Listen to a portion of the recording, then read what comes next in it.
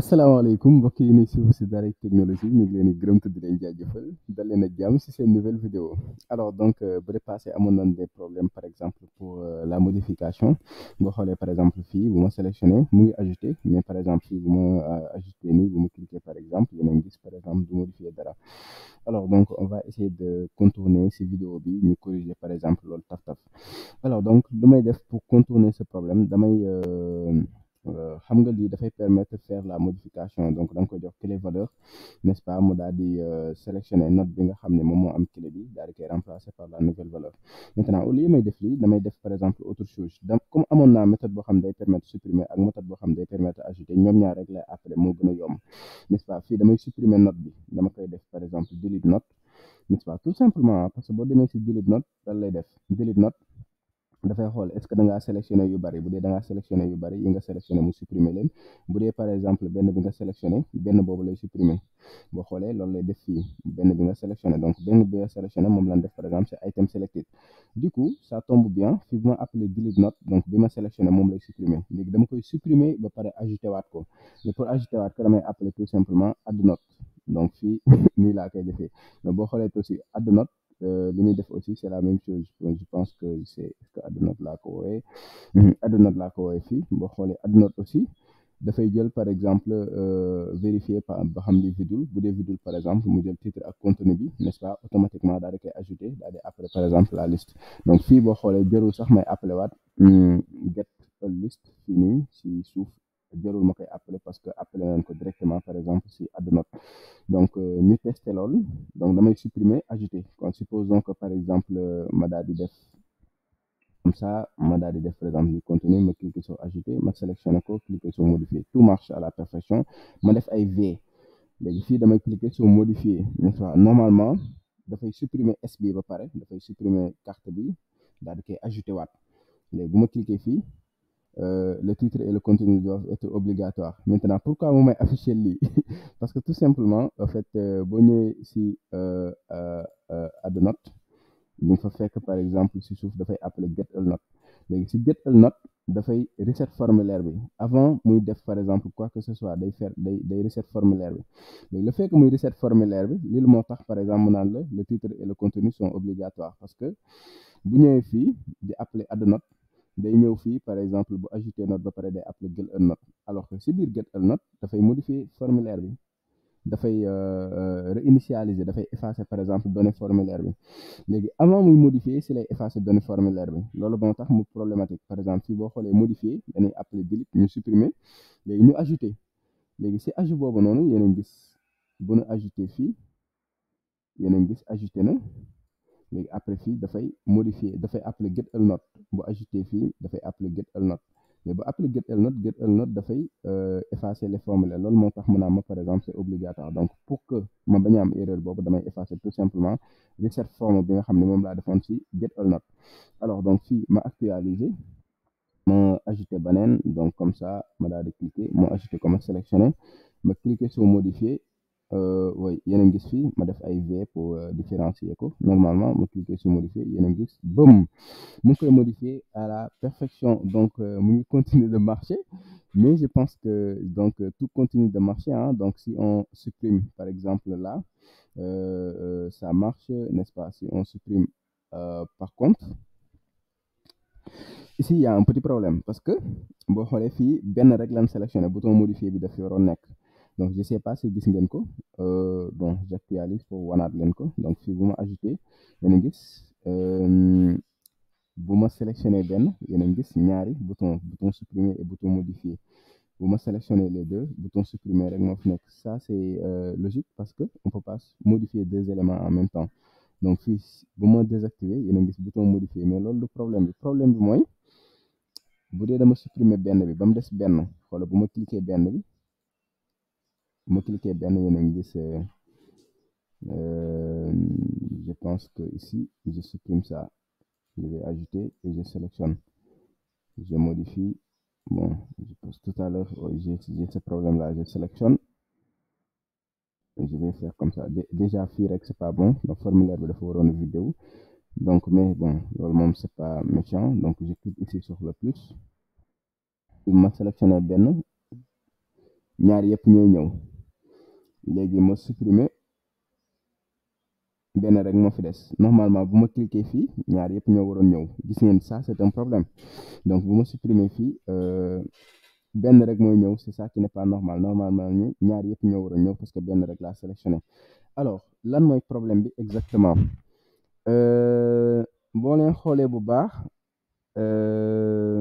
c'est comme si que j'ai l'impression que taille bi tableau bi donc damay def F12 j'ai l'impression que dafay conserver la même taille si je viens ici bu ñu supprimer quelle est la méthode qui permet de supprimer c'était delete note alors delete note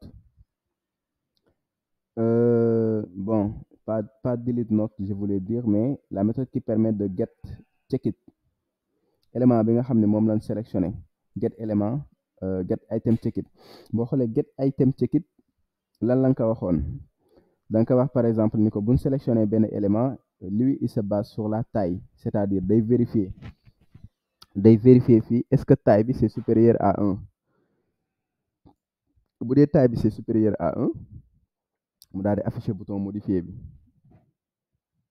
oui c'est ça qui est normal bu dee taille bi c'est pas supérieur à 1 mu daal di afficher bouton mu daal di masquer bouton modifier bi léegi fii mën na def benn console point wax na wala console clg donc fii damay def wax na pour que mu lisible ma daal di koy wax na ma daal di koy wax officiellement ab item point length ma xool exactement lan lay def donc fii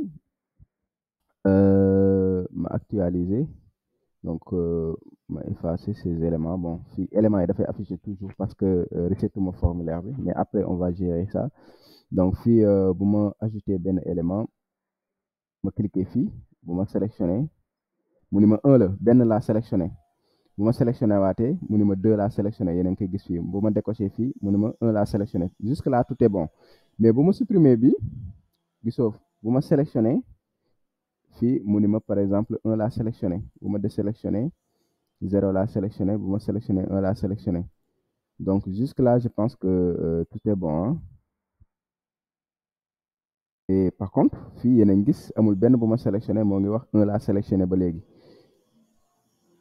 donc fii y a un véritable problème ah boo xam ne war nañ ko corriger donc fii bu ma defee nii ma cliquer sur ajouter bu ma sélectionné yéen a ngi gis mu ni ma 2 laa sélectionné alors que benn laa sélectionné en réalité qu'est-ce qui va se passer donc problème bi yëpp ci suppression bi la nekk bi may supprimer ci bouton suppression bi la problème bi nekk parce que bi may supprimer dama ko fàttee wax mu supprimer par exemple fii boo xoolee bi mooy get element selected donc je reprends pour que lépp leer damay actualiser fii donc ma effacer données yi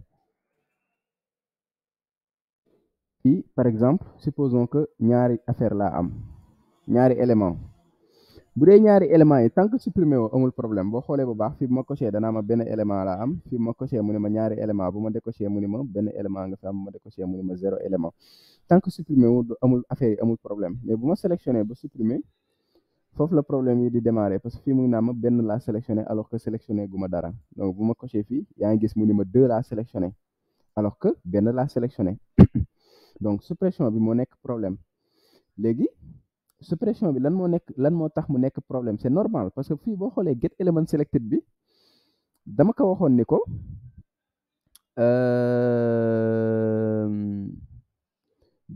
ni ko bu dee sélectionné na benn affaire tab élément selected maanaam si yéen sélectionné def ko ci tableau léegi bu dee dañ ko décoché enlever ko ci tableau bi yéen a ngi gis fii enlever ko ci tableau bi mais problème mooy buñ supprimer élément bi est-ce que dinañ ko enlever ci tableau bi oui buñ décoché dinañ ko enlever ci tableau bi parce que fii mooy coché si on coche donc ça c'est si on coche si on décoche buñ décoché dañuy dindi ci tableau bi c'est là mais buñ supprimer est-ce que ñu ngi koy dindi ci tableau bi loolu on va aller vérifier sur la méthode delete est là delete note so fi amul fenn fu ñu koy wax ni que supprimer ko ci tableau bi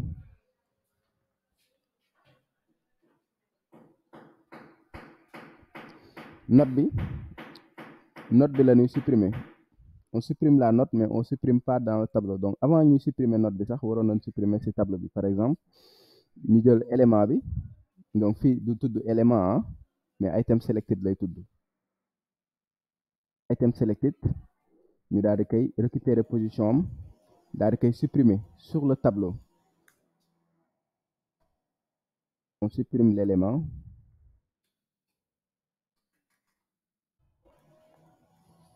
Sur le tableau. Ici, on le supprime directement sur le tableau. Ici, on le supprime sur la carte. Voilà. Donc, je pense qu'avec ça, il n'y aura plus de problème. Hein.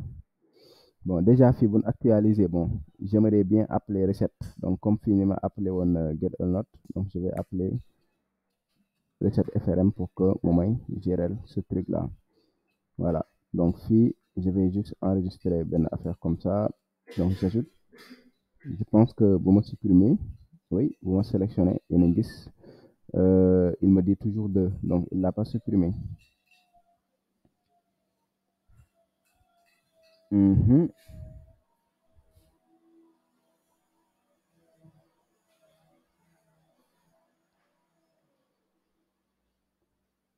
Oui, delete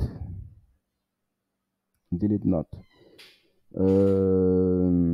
Bon, est-ce que l'élément est supérieur à 1? Bon, on n'attend pas si l'élément est supérieur à 1 pour supprimer. De toute façon, dès qu'on fait delete note, on va supprimer notre élément item selected. On le supprime du tableau, carrément. Donc là, on va actualiser, on va ajouter encore. Donc là, je fais comme ça, je sélectionne, je supprime. Je sélectionne. Excellent. Ça continue de marcher. Il y a un gis ñaari bouton yépp nga ñëw modifier mu ngi ñëw supprimer mu ngi ñëw. Donc fii modifier normalement ma cliquer yéen a gis ça marche, n'est-ce pas? Bu ma cliquer par exemple fii supposons ma def 2022, je clique sur modifier, ouais, ou supprimer, donc il le supprime. Bon, juste après suppression aussi, il fallait réinitialiser le formulaire. Hein. Une fois qu'on a supprimé, toujours il faut réinitialiser. Faites un reset form ici, par exemple. Reset form, par exemple. Donc là, ça aussi, c'est quelque chose. Donc, je sélectionne, je supprime, et là, je fais un reset form. Je sélectionne, je clique sur modifier.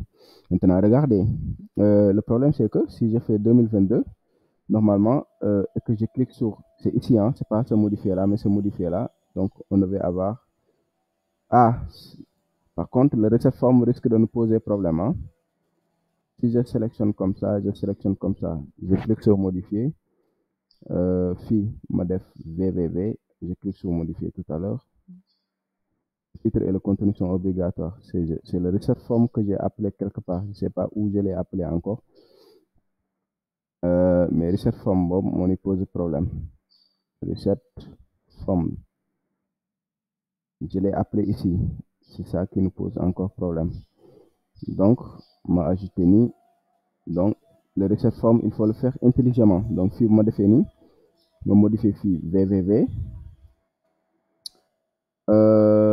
Vous me cliquez sur modifier, voilà. Maintenant, ça continue de marcher.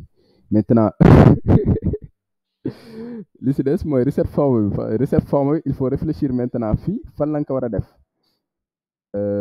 on a supprimé. Donc, je vais regarder juste en fait ce qui permet de supprimer ici. Get all note. Donc, normalement, on a des filles parce que là, on a tout à fait supprimé. On a carrément supprimé. Voilà mon fille. Fille là, qu'elle def.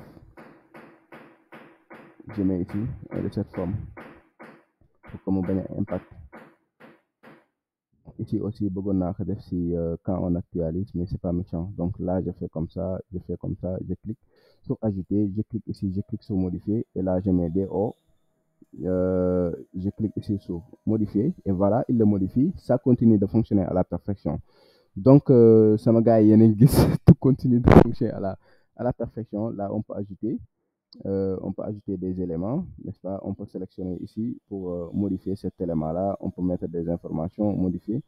Donc, je pense que c'était le but, n'est-ce pas, de travailler juste un petit creux avec Donc ça, après, c'est juste la taille qu'il faut adapter. Donc ces boutons-là aussi, c'est exactement la même procédure pour ajout bi ak modification bi. Donc peut-être la dernière chose que je vais faire pour que vidéo bi bañ a gudd trop, c'est de par exemple, comment dirais-je, commenter le code. Donc ça permet d'avoir, d'afficher, d'afficher la liste des notes. Donc vous pouvez toujours améliorer ça, hein. Donc ça c'est appel de la fonction. Appel de la fonction, n'est-ce pas? Donc add note, donc ça permet, add note permet d'ajouter une note à la carte ou bien sûr la carte. Donc ici, ça permet aussi de supprimer une note. Donc, il faut toujours commenter permet de supprimer une note. Donc on descend, donc ça permet d'afficher le formulaire d'édition de notes. Et là, ça permet de modifier une note. Donc ça permet d'afficher juste le formulaire. C'est ça qui modifie le truc. Donc ici, je dis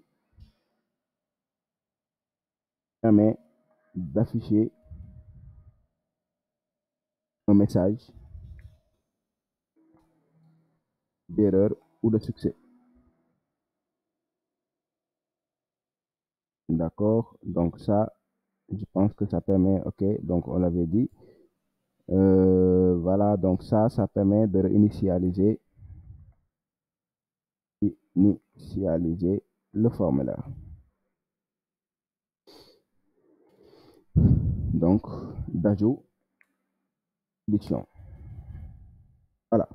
Donc, je pense que c'est bon. Ça, c'est le formulaire. Ça, ce sont les boutons. Ça, c'est la liste. Tout est clean, c'est ma guy.